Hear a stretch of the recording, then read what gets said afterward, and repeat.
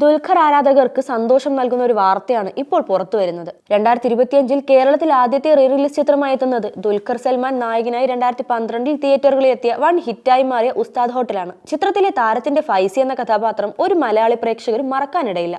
ദുൽഖർ സൽമാന്റെ കരിയറിലെ നാഴികക്കല്ലായി മാറിയ കഥാപാത്രം കൂടിയായിരുന്നു അത്. ഉപ്പുപ്പായും പേരക്കുട്ടിയുമായി തിലകനും ദുൽഖറും കാഴ്ചവെച്ചത് മികച്ച പ്രകടനമായിരുന്നു. റിലീസ് ചെയ്ത് 12 വർഷങ്ങൾക്കിപ്പുറം ജനുവരി 3-ന് ചിത്രം വീണ്ടും പ്രേക്ഷകരിലേക്ക് എത്തുകയാണ്. കേരളത്തിലെ PVR ഐനോക്സ് സ്ക്രീനുകളിൽ ചിത്രം റീ റിലീസ് ചെയ്യും. PVR ഐനോക്സിന്റെ സോഷ്യൽ മീഡിയ പേജിലൂടെയാണ് ചിത്രം വീണ്ടും എത്തുന്നു എന്ന വിവരം പുറത്തുവിട്ടതും. നിത്യാമേനൻ, മാമുക്കോയ, ലെന, സിദ്ദീഖ്, ജയപ്രകാശ്, മണിയൻ പിള്ളരാജു എന്നിവർ പ്രധാന കഥാപാത്രങ്ങളായി എത്തുന്ന ചിത്രത്തിന്റെ തിരക്കഥ എഴുതിയത് അഞ്ജലി മേനോനാണ്. ചിത്രത്തിന്റെ സംവിധാനം നിർവഹിച്ചിരിക്കുന്നത് അൻവർ റഷീദാണ്. മാജിക് ഫ്രെയിംസിന്റെ ബാനറിൽ ലിസ്റ്റിൻ സ്റ്റീഫൻ ആയിരുന്നു ചിത്രം നിർമ്മിച്ചത്.